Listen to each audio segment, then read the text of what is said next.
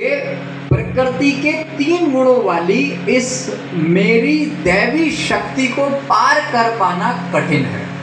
चलो सपोज करो कोई उठ भी गया, आलस्य को किसी ने त्याग भी दिया, तो क्या कोई भोग विलासिता की वस्तुओं को त्याग सकता है?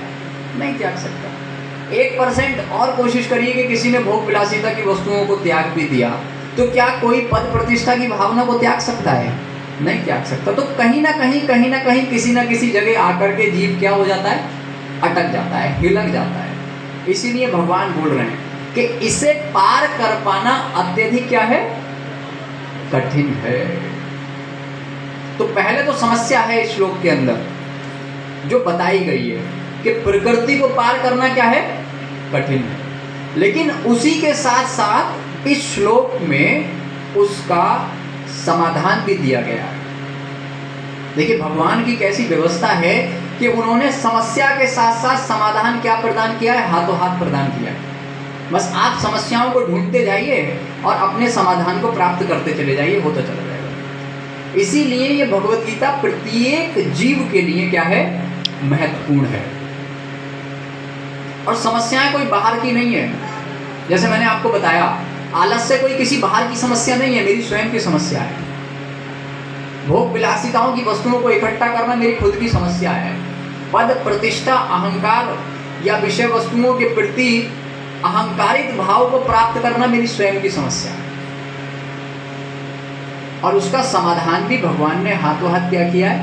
प्रदान किया। क्या समाधान है? वो समाधान है किंतु। भगवान ने एक शब्द प्रयोग किया यहाँ पर, किंतु। जो मेरे शरणागत हो जाते हैं, ये ध्यान देने वाला शब्द है। भगवान यहाँ बोल रहे हैं भगवत गीता में अर्जुन को कि एक तो मेरी प्रकृति को पार करना कठिन है, लेकिन किंतु जो मेरे शरणागत हो जाते हैं। शरणागत होने का मतलब सरेंडर, मतलब अभी मैं आपके संरक्षण हूं, जो आपको करना चाहे वो आप क्या करिए? कर लीजिए। तो जो जीव भी भगवान के शरणागत हो जाता है वो सरलता से इसे पार कर लेता है। 2 शब्द हैं, पहला है शरणागत और दूसरा है सरलता। सरलता का मतलब है किसी काम को करने में बहुत ज्यादा समस्या का ना होना। और कौन नहीं चाहता अपने कार्यों को आसानी से निपटा लेना?